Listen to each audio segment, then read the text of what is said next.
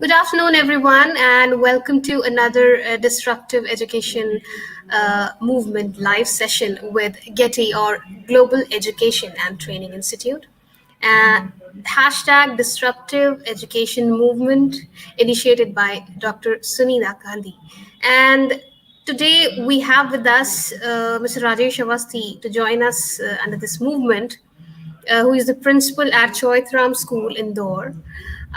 With After completing his studies in two different genres, he did his PG in Human Resource Management and MPhil in Geography.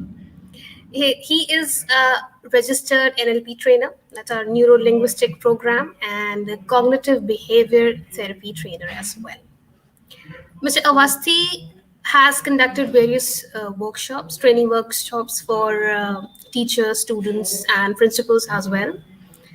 And apart from that, he is very active on the social front. He is running a project of artificial limb distribution in which more than 3,000 patients have been benefited across the country. Mr. Awasthi is the chairman of International Youth Service Exchange Program. And now, taking a look at his achievements or talking about his achievements, he was presented the International Young Geographers Award by International Geographical Union at the International Conference at Czechoslovakia. He also received the Administrators Award by Mumbai Professional Education Forum, Innovative Teachers Award under the aegis of Ministry of Human Resource and Development, and the list goes on. It's quite these are just to name a few about his achievements. And since we are running short of time, so just wanted to invite him on this forum once again. A very warm welcome to you, sir. And Thank you very much. he believes that education should inculcate a sense of responsibility in students, dedication in attaining knowledge. And today he will be talking about emotional literacy, the new normal of the classroom. It was Aristotle who once said that educating the mind without educating the heart really wasn't educating anyone at all. So, to throw some light on this, I think I will lead the session and hand over to Sir. So, audience is all yours. Over to you. Okay. Thank you, Preena, and I extend my sincere thanks for giving me an opportunity to present my views on this. Basically, whenever it comes to school or whenever it comes to classroom, the first thing which comes to our mind is students sitting in the classroom, teacher teaching, and then we are teaching so many subjects and all. So the whole focus of the classroom is on giving them the knowledge of different subjects. So we start teaching with languages, we start teaching with science, we start teaching with mathematics, social science, and there's a big list. We actually focus so much on the content that somehow the process of learning goes to the back end. And how do we process learning? We consider that it's the only one part that you give them knowledge, and knowledge. But then, what to do with this knowledge? I mean, the question arises is that what to do with the knowledge. So we start talking about the application of knowledge.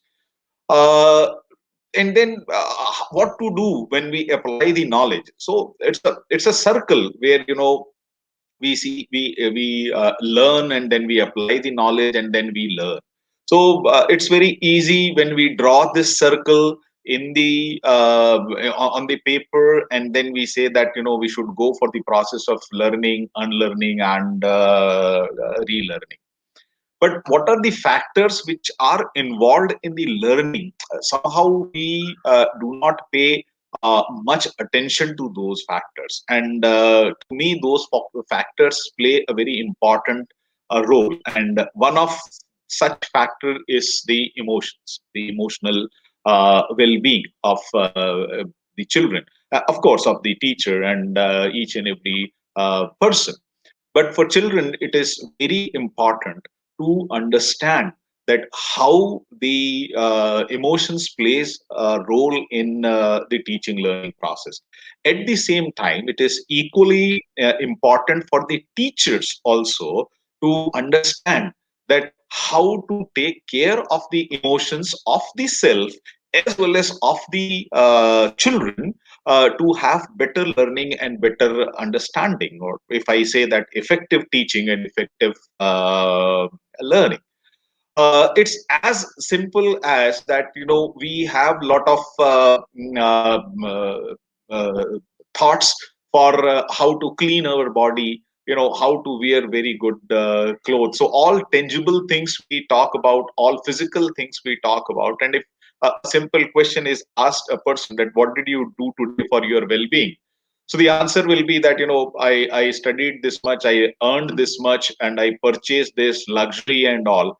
But then we do not focus on our emotional well-being. We are not even aware of the emotional hygiene. So what did you do to have your mind very clean, out of distortion, with balanced regulations of emotions? Probably we are not very clear about these things.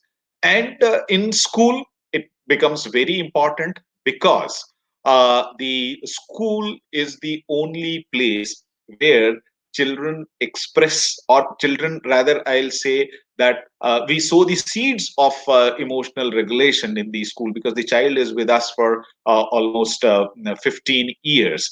And those are the elementary years where the development of the emotions takes place. As we say, that the schools, they work in to develop the knowledge domain, the social domain, the technical domain, the physical domain, the affective domain. But then we do not have much about the affective domain, about the emotional domain, and what are the efforts which we take to develop the effective domain. So when we say that we are working for uh,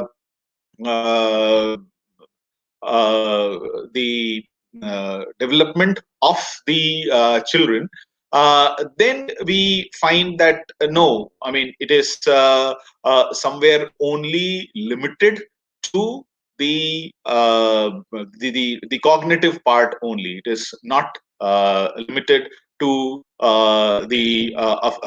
it's not extended to the other domains also.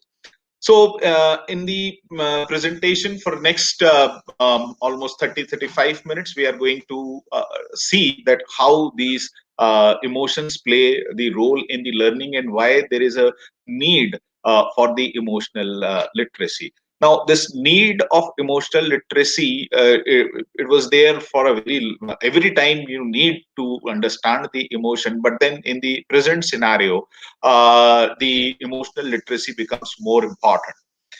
We all have faced the lockdown, and then we are facing the situation of the unlocked world. A lot of curiosity we have about the things what are happening about us, and just see the child who have been locked in the house for 3 to 4 months, and still they are not allowed to move out freely. So when they come to school, what is going to happen? I mean, though the government has allowed the schools to reopen for grade 9 to grade 12, but then to not all the students they are joining, and then all the media is filled with the number of cases increasing. People are not following the protocol. With under all these circumstances, how do we see that what is happening with the child's mind, and when the child will come to school, how we are going to deal with the child? Because whenever children they come to school, they have their own set of emotions. So they are filled with they have their own fears, they have their own anxiety, they have their own hopes. Everything is there. We usually do not pay much importance to the emotional state of mind of children. And, that is where the learning is affected. So, if we talk about emotional literacy, so it is basically, dealing with the thoughts and feelings and the emotional state of children when they come to school or whether they are at home. And it is to bring an awareness about identifying their own emotions, about identifying the various distortions, the cognitive distortions, which we call them. It is about identifying their irrational beliefs, but it is not about controlling the emotions. I mean, in my opinion, you cannot control the emotions, but then you can regulate the emotions. So, if I say in one line that emotional literacy is basically the understanding of how to regulate our emotions, that itself suffice the whole aspect of it. If we bring it in the process of the teaching and learning, so it is the core aspect of the teaching, and it is not about the cognitive part of the child. I'll say, it is the literacy for the whole child. So you are looking after the behavior of the whole child, trying to identify the cause and effect relationship about the behavior. So it's not only for the brain, but it is for the brain and heart both. At the same time, we also need to understand that children, they come from different societies in terms of culture, in terms of socio-economic factor. So when these children, they are coming from such a diversified society, which is multicultural, emotionally demanding, economically changing, and target driven culture. Every child, if you ask a child, he has a target to do in the year's time or in the lifetime. We try always that our children should be goal oriented, irrespective of the age to which they are having. So it is important for the children to have an access to the skills which are required for their life, and where they can actually recognize that what state of mind they are going through, and how to deal with the thoughts and the emotions which are coming to us. Say, very simple thing is that many a times we get angry, but we do not know that why we are getting angry. So, are we getting angry towards a person, or we are getting angry towards the behavior of a person? So, it makes a big difference, because I mean, behavior is not always the same. I mean, it keeps changing. It is always situational. But then we always enter into liking and disliking of a person, trying to relate it with the worth of the person, not about the behavior of the person. So, Similarly, it is not, yeah. I think the slides are not moving. Are you changing the slides? Yeah, I'm on the second slide. It says emotional literacy. No, sir, it's not changing. Maybe you can select the slides from the. Okay.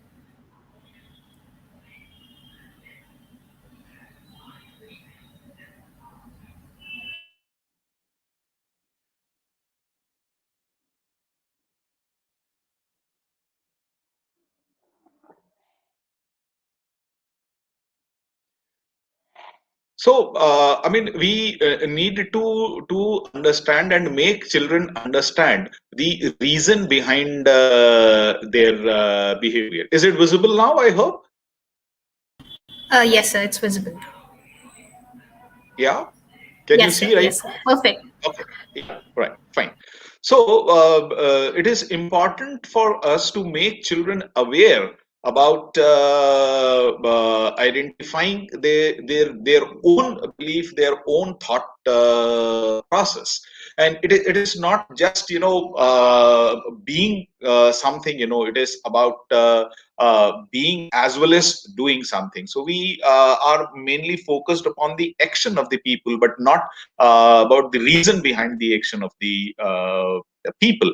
So if I am getting angry, it is actually my reaction to or my perception of any particular situation or particular behavior, which I usually cannot control. But then I can control my own response, my own perception of the person or of the behavior. So once you start uh, dealing with the emotional issues of the children and making them aware about how to regulate the emotion, the learning becomes very effective. uh, just imagine that you are sitting in the classroom, and you just before the class started, you had a fight with somebody in the school, and you are still under the impression of that emotion. uh, how much do you learn from the teacher who is teaching in the classroom?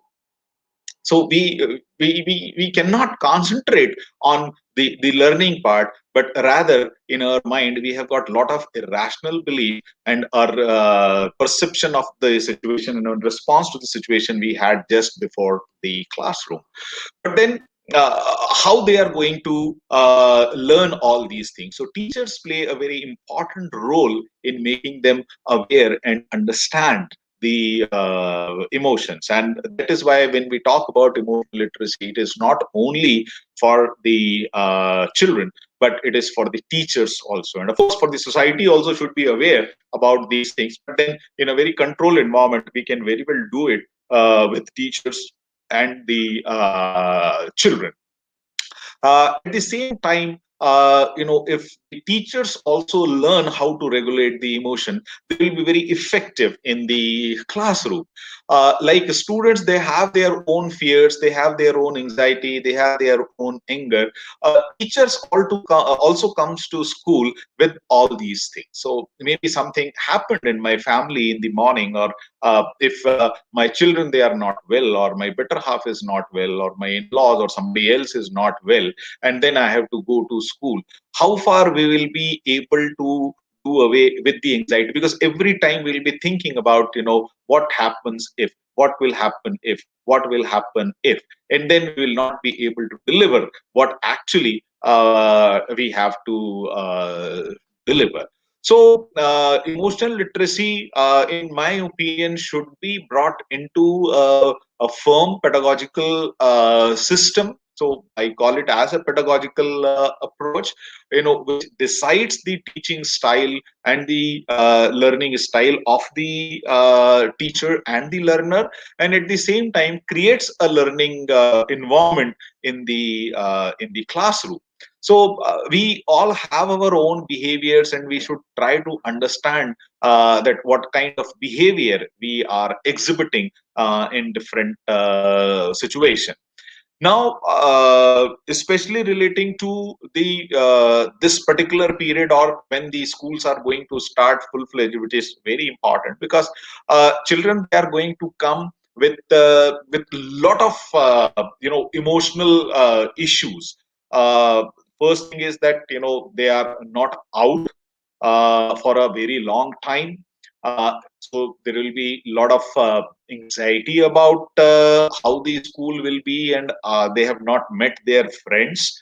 They have seen all the negative news everywhere regarding the pandemic, and also that the fear which has been imposed by the society or by the parents, that about the safety of the child, about the arrangements the schools they have made to fight with the pandemic. And when the child is going to come wearing a mask, sanitizing, and not allowed to mix up with the students, that will further create anxiety and anger into the. And what is going to happen at that time, we need to think right now. And also it develops the self-confidence, the esteem, emotional development, encouraging the social emotional management.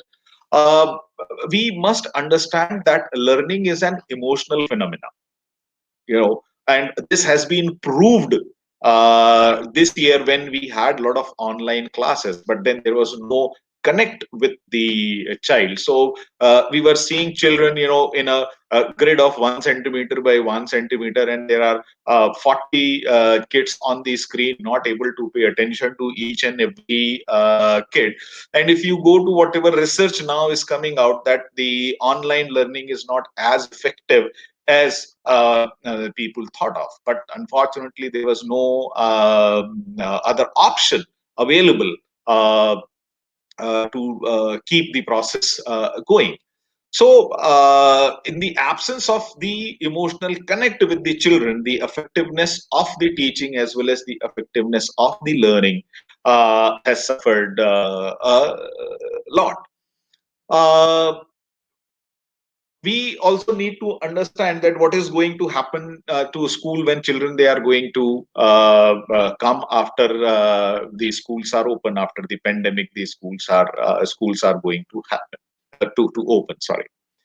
They'll come with the insecurities, they'll come with a lot of expectations, lacking basic survival skills, fears, hope, and boredom. The first thing is going to be the safety issue. Now there are going to be certain issues which are related to some tangible things, so like what kind of precautions the school is going to take. So you can explain them that we'll be having sanitization, a very proper sanitization, wearing of masks, not allowing students. Now, these are the things which you can explain there.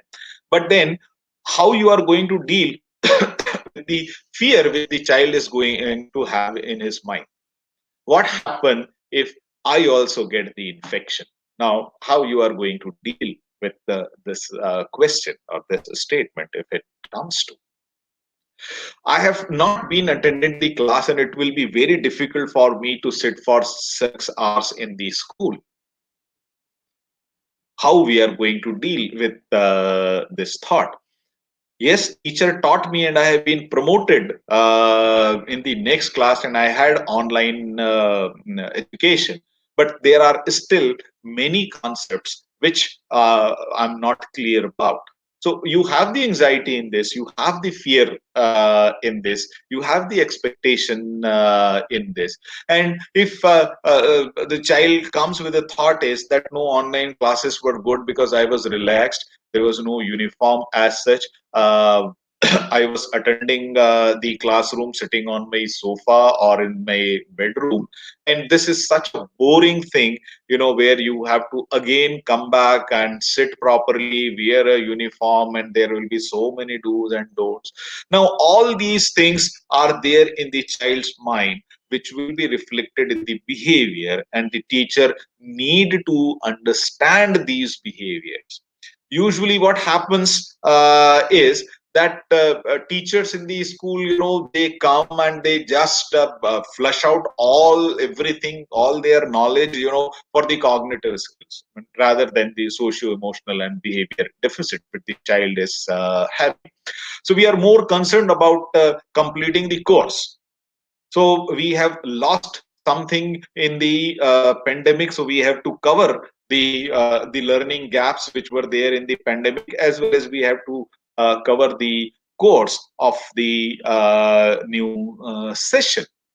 So we don't have time, and we cannot afford talking to children. But uh, the learning is happening only when the child is in the state of mind which actually help him to learn. So you have to create, or you have to bring that child into that state of mind where he is ready to learn. Otherwise, if the children, they'll be dominated by the negative emotions, by their worries, they'll be absent in the classroom.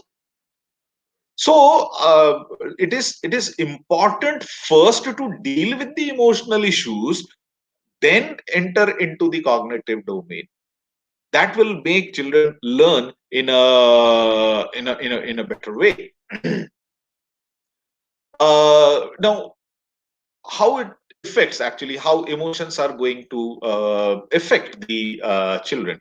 That how children think. So your thought process is basically based on the your rationals and irrational belief, your response to different situations, different behaviors, how you actually deal with the distortions which you are having.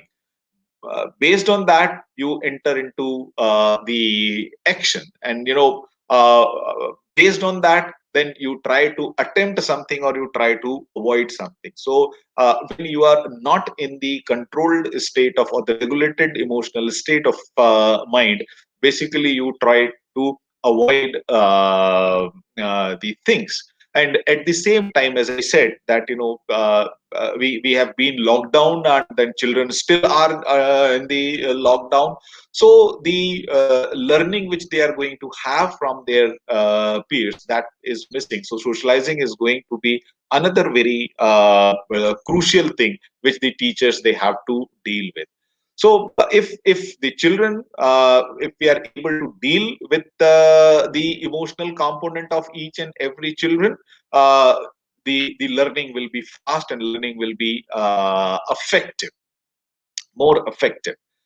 At the same time, we have to see that the students need teachers to understand their feelings. So every student comes with a different set of emotions. So a teacher must understand the feelings and the emotions of the teacher. So if I am sad, why I am sad, because I did not do my work, and the teacher is scolded me. But then they did not understand that why I was not able to do my work. So this will take the child away from the learning rather than bringing into the learning.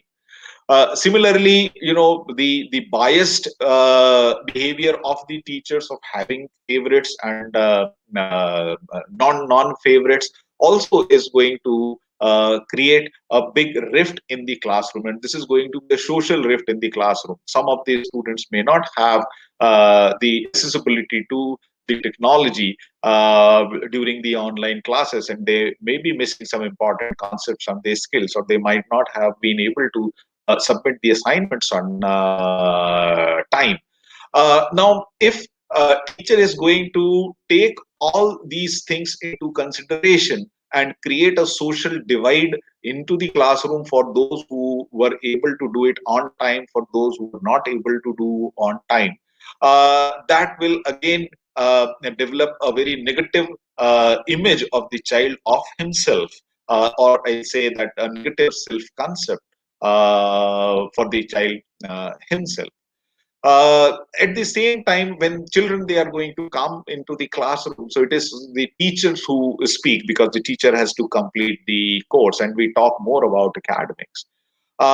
You must remember that after the Second World War, this is for the first time when the whole world was closed for one reason, and especially the educational institution across the globes are still closed.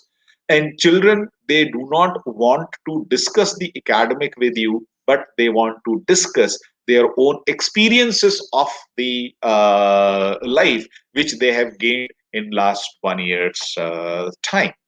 So it is advisable that first you take all those things out of their mind, and prepare them for the learning, the subject which you would like to teach. uh, Same thing is that not getting biased. So you need to be unconditional,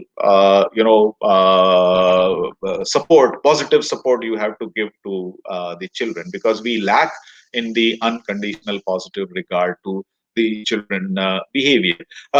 Many a times we become judgmental, and we enter into what is wrong and what is right, or what they should do and what they should not do, without answering that what is the reason behind these do's and don'ts, or what is the reason behind right and wrong.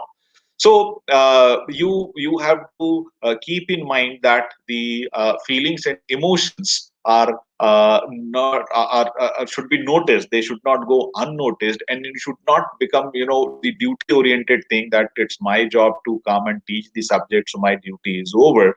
But then it's a role which you are playing, so you have to come out of the mentality of uh, doing the job.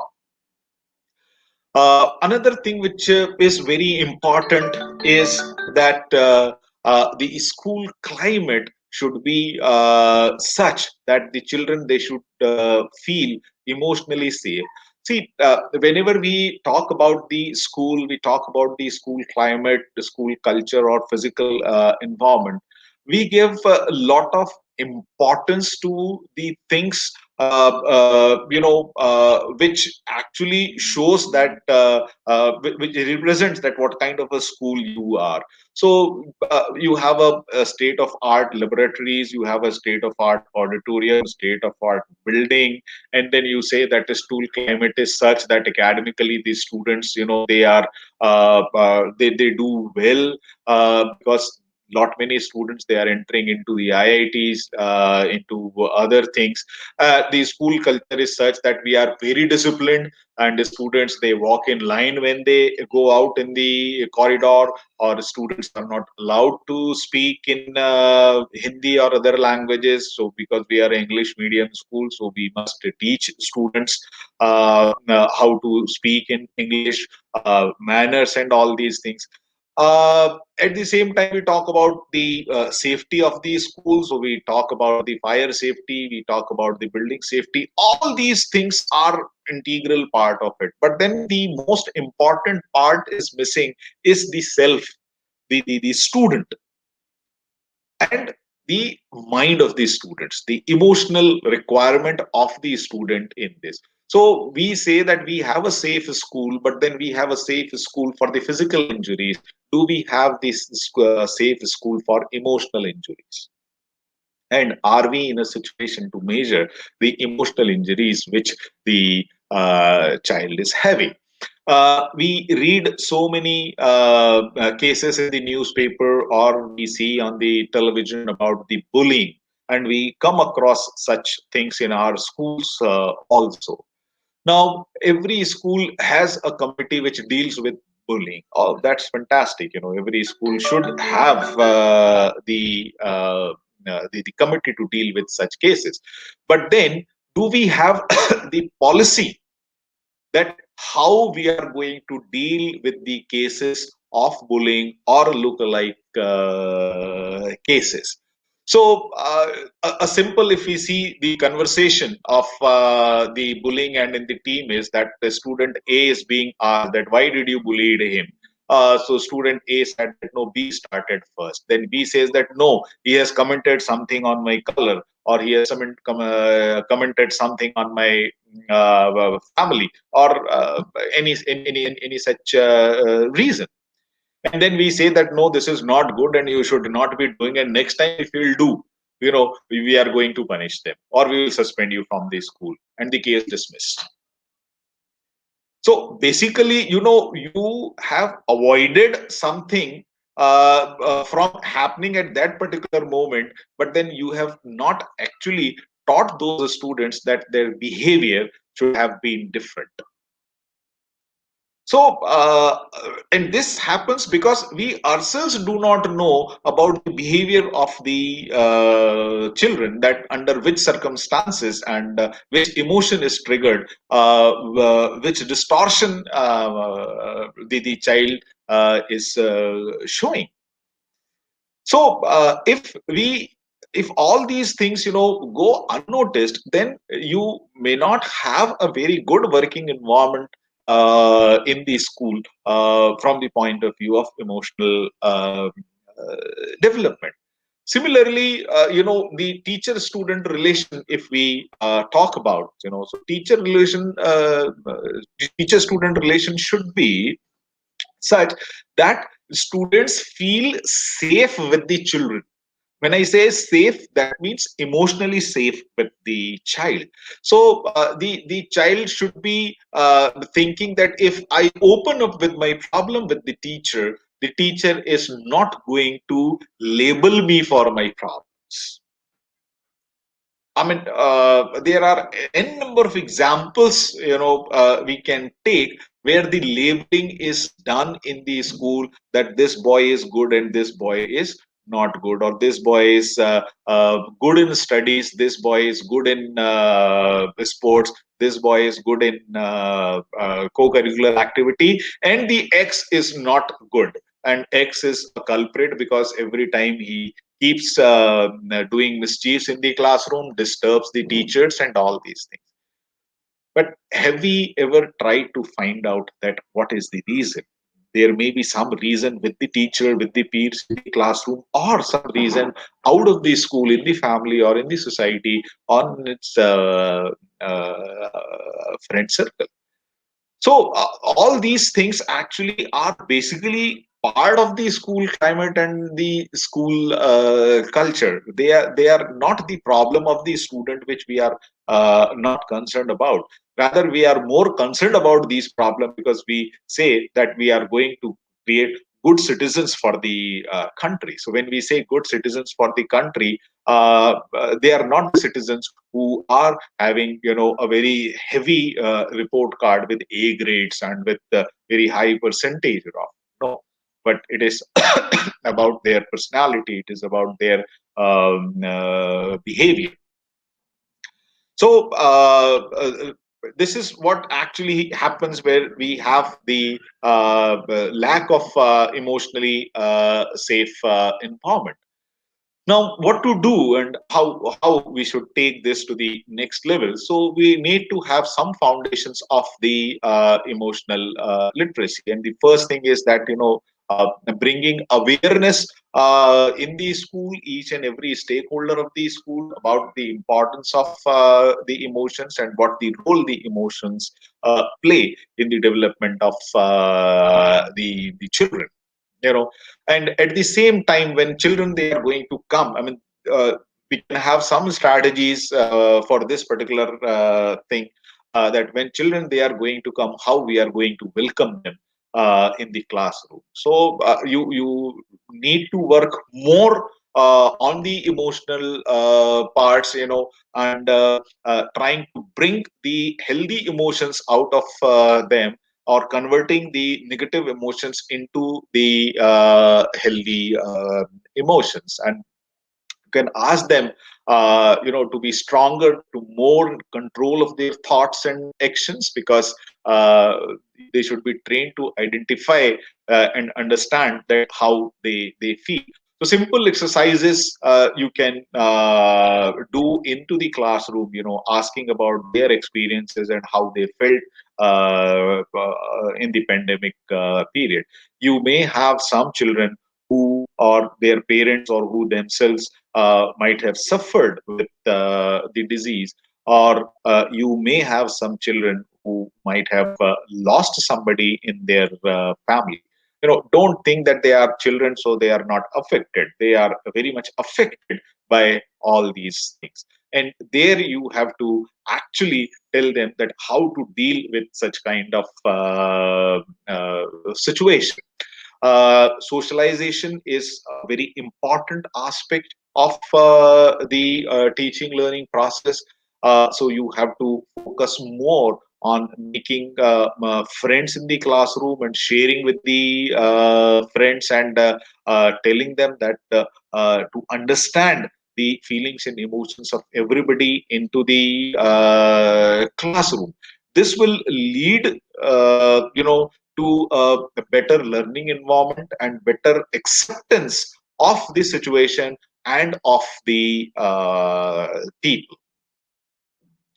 Uh, then some of the strategies we can work upon to help children manage and express their feeling. And one thing, as I'm repeating again and again, handling the emotion. So let's not try to teach them how to control the emotions. We should try to teach them how to regulate the emotions. You cannot control the thoughts, which are coming to your mind. So there is no red signal, or there is no yellow signal, or there is no green signal in your mind which will stop and assess the thought process. Thought comes, with a flick of the second. Now you have to teach them that how to see the thought, that what kind of thought it is and how it is going to help. There are a number of methods which you can do it. You can teach them how to identify their own belief system, and how to question their own belief. So there is a model which is called an ABC model. So you can teach the children that what is the activating agent, what is the belief system, and what is the emotion, the consequences which they are going to have. These are very simple things which all the teachers who have done, they must have studied in their child psychology courses, if they have taken. Another very important thing is that not to say that particular emotion is good or bad. You never say that the anger is good, or anxiety is good, or anger is bad, or anxiety is bad. It's very normal to have the negative emotions. So there is no problem. Rather, you are quite normal if you come under the influence of the emotions, like anger, like fear, like shame, like fear. But at the same time, you should also tell them that how you are going to deal with these kind of emotions. But then under the influence of the emotions, you cannot hurt the other person, or you cannot damage the property of there.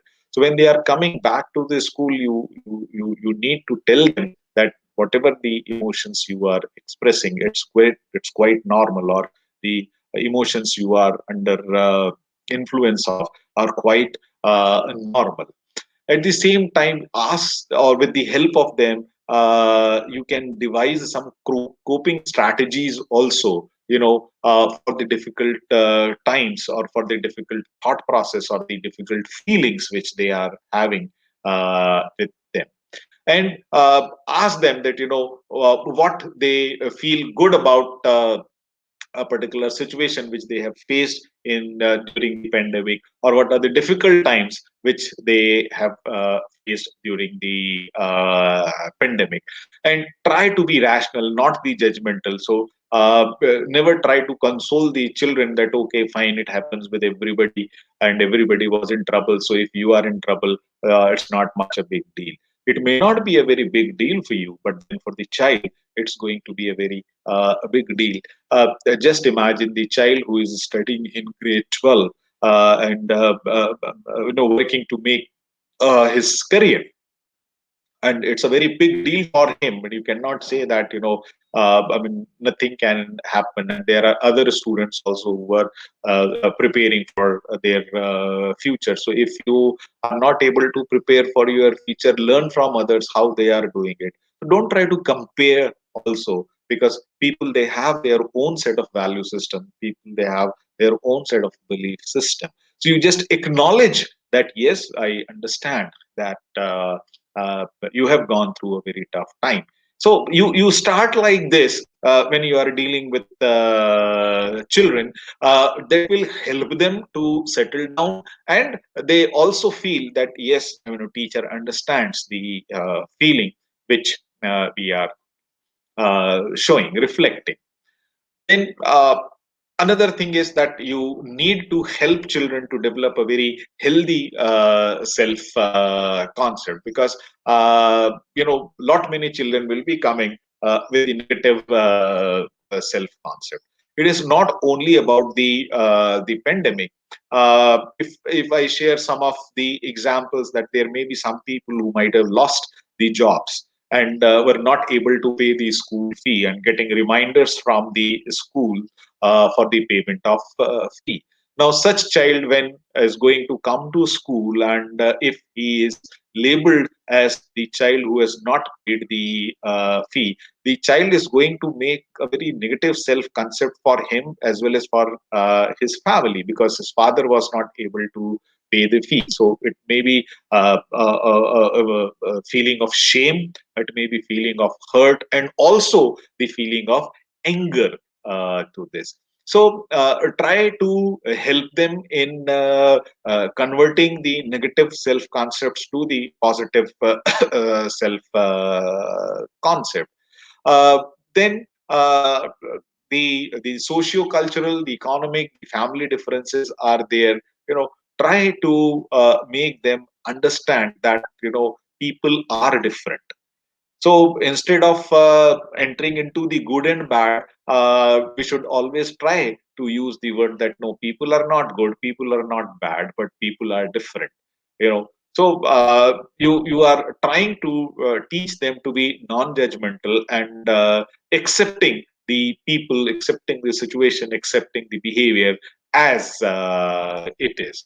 At the same time, identify that what they have done good during this pandemic, and try to design the activities which will help them to showcase their own learning during the pandemic. At the same time, such activities will help to come out of the negative self concept which they have developed during the pandemic. And also, try to teach them that you can do anything, but then you cannot do everything. So try to teach them to accept their own limitations. So usually we try to motivate children that yes, you can do anything, you can do anything, but then we also need to teach them that yes, you cannot do everything, and that the child need to understand. So sometimes this helps in dealing with the failure and dealing with the rejection, which is going to be one of the very important feeling to deal with in the coming time. Then strategies to support the fearful and the anxious children. So you need to have a very well structured classroom. So when I say very well structured classroom, I mean the emotionally structure of the classroom should be such that children, they feel safe, and they when you encourage them for the positive self talk. We are always setting the learning goals. So try to set the learning goals according to the learning pace and the emotional state of mind of the child, with very flexible timelines. Because since I work as a head of the school, so I know that how much pressure we are going to have on completing the course and preparing students for various examinations and all. But then too, you try to set the achievable targets with the flexible timeline, and not focusing on the coverage of the content, but then the understanding of the concepts and development of the skills. They have been in a very comfortable zone. As I said, that some of the students may come to you that it was good because I was sitting on the sofa, I was laying down while attending the classes, and they have created a comfort zone around them. And when they'll come to school again, they'll have a proper structured, regulated routine. So you need to help them in coming out of their comfort zone. The example, if I share with you, the examinations are going on in many of the schools, and children, they are finding it very difficult to write for 3 hours time, which they have to write in the board examination also, because they have not practiced the, the writing for last 1 year. And a simple act would have been designing a question paper in such a way that slowly and gradually they develop the practice of writing in the classroom, because that again create a lot of fear and anxiety among the children, that if we are not able to do good in the existing examinations like pre-board examinations, how they are going to face the public examination where they have to write for almost 3 hours. And then the reinforcement of the optimism, because the students might have faced, the family might have faced the financial loss, the closure of the business, the loss of job. So you have to reinforce the optimism that things are going to get better. It may take some time, but then they are going to get better. Somehow, these activities are actually going to help the children in bringing into the line or into the process of learning in the classroom. Similarly, as I said, that some they might have lost somebody in the family, so must be going through some grief or the sadness. But then you should develop a bond with the child where the child feels safe sharing his thoughts to the teacher.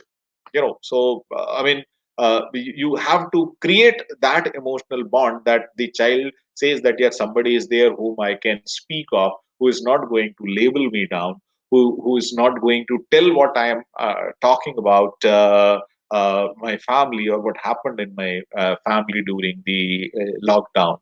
uh, that the confidence you must have to create, so that the children can come and openly express their thought. At the same time, you must acknowledge the loss which they have. You must acknowledge the reason of the sadness which they have, acknowledge the reason of the grief which they have.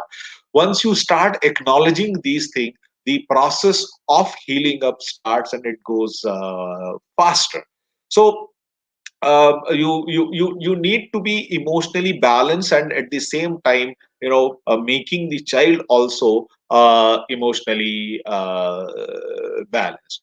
There may be some children, who will be needing the attention, for some or the other reason. So try to discover that why and when children crave for attention. And one very important thing which we have to do in the for the attention seeker is mapping their attention seeking behavior. That when the child is trying to seek the attention, when the child is trying to score over others, or when the child is doing something which makes him out of the crowd and teacher will look at. So you need to map the attention and then negotiate or modify the behavioral goals with the children. Some of these strategies we can have, and one is that help children handle the cognitive distortions or the negative emotions. So maybe you can teach them the normal distortions of being demanding or the black and white thinking. Many a time children, they are very demanding, or the teachers are also very demanding, that you have to do the work.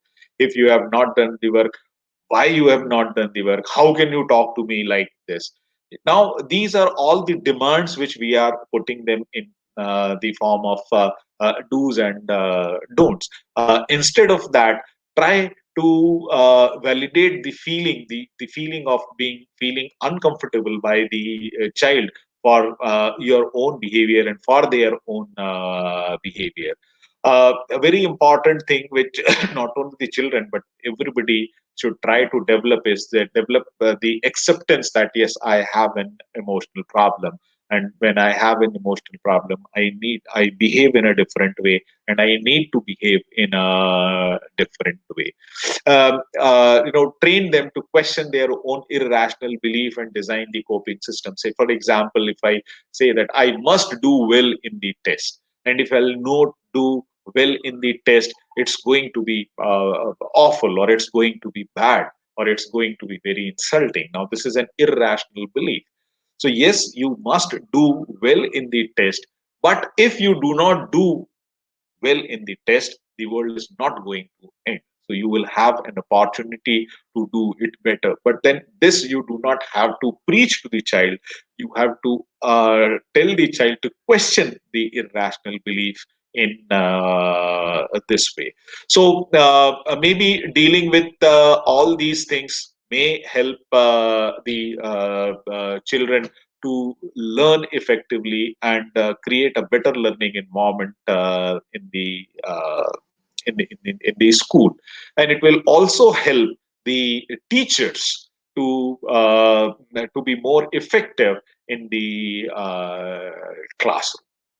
So this is what all I had about the literacy which every school should go for, which every child should go for. So it's all from my side, and I thank the organizers, GETI. I thank a lot, Prerna. I thank a lot for giving me this opportunity to share some of my thoughts with you people. So thank you very much. Thanks to you, sir, for joining in. Pleasure is all ours, actually, that you gave us your time out of your busy schedule. I think you've covered so many important points about emotional literacy, how much important it's going to be, especially, now the schools are going to start, although we have started with senior classes. And the educators, they wear many hats, be it about the classroom teachers or we talk about the counselors. Aside from teaching, they have so many other things to take care of, the counseling part and taking care of students, the distraught students, telling them about the disciplines, how to be disciplined in school, telling about the teaching, life skills basically. So they wear many hats, and somewhere emotional literacy, this piece is you can say missing. We really need to work on it a lot. You also discussed about the strategies, how we can work on it, how focusing on the teacher and student relationship as well. Uh, but somewhere still there are certain aspects and parts where this emotional literacy is still difficult to teach, to tell. For example, up till now we were all at homes, plugged in because of COVID-19. Now schools are opening eventually, but still for smaller kids, it's still there. That interaction is not there, physical interaction, talking from the screen. I think that's another gap that will hopefully will be over after a period of month or so. That's how people are hoping. Another part That is, is yeah, that is why it is important, because when children they are going to come, so I mean, when right, talking about the toddlers, so they will be strangers. It's going to be a strange place, and they have experienced so much of negativity at home also. In the I mean, fearful, not negativity, I'll say the fearful environment at home also, and they'll come with lot of instructions from the parents, and they right, will get right, lot of instructions in the school. So right. for them, it will be very difficult to come to behavior which they feel is acceptable to the teachers or acceptable at home. Right. That's true.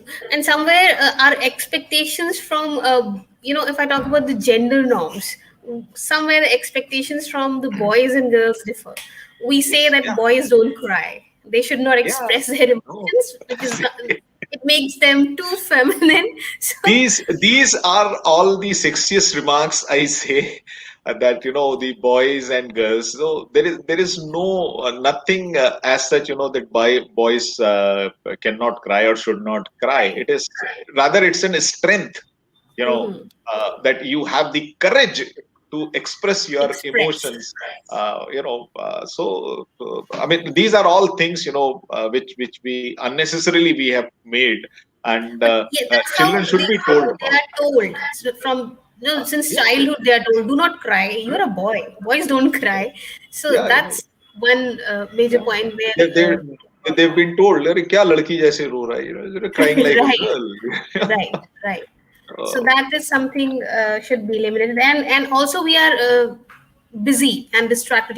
We have to practice this every day when it comes to teaching, because we are busy in our own lives with our own Yeah, tasks. we one Yeah. thing which we must understand is that when we talk about emotional literacy or emotional learning, so it's not a subject. Right. So it should be reflected in your behavior. So a Daily. simple example, if I give a very simple example, that if you come across somebody whose behavior is you did not like, or behavior was not up to the mark, or was against the rules and regulations of the institution. So usually the question we ask is that how can you do like this? But instead of that, if we simply ask a question and keep and give the responsibility of the action to the self person, is that you did this. Do you think that this was right? Now, see, you are actually forcing the students or the person, anybody, to rethink about their own behavior, that whether this was right or not at Right this or wrong. appropriate situation. So you have Right. to make people responsible for their own reaction also, and this is the way Reaction. you incorporate emotional literacy by day-to-day behavior, by such similar activities you can do with your own children, with your friends or others. Do you think that what you did is right? And trying to be assertive, that fine, I mean, you behaved in this way. Of course, I mean, I cannot comment on your behavior, but I did not like it. So rather than saying that, your behavior was not good, if I say that your behavior, I did not like it. So this is something which is, I cannot say that what is good and what is not good. So these are the simple ways where we can bring Actually, children into the emotional learning program. true. Very true. Very true. Emotional literacy is foundational principle for the well-being. I think yes, we really need to work on it. Teaching them how to read and write, how to do maths is important. It's essential for education and their success. But this is also another aspect that we need to focus on. Yeah, And yes, and we can teach them, we can encourage them to talk about their feelings, may help them recognize the signs, how they are feeling, what do they want to say. I mean, they can express freely. That's very important. I think yeah. overall it was a very informative session, very wonderful session, I think. And thank you so much, sir, for joining in with us Pleasure on mine. this forum of Yeti. Pleasure is And yes, we'll definitely connect in future for sure sure, with sure, sure. something more Thank you very interesting. much. Thank you Yes, very for much. sure, sir. Thank you so much, Thank you. sir, and thanks everyone Thank for you. joining in. Yeah, Thank you. take Thank you. care.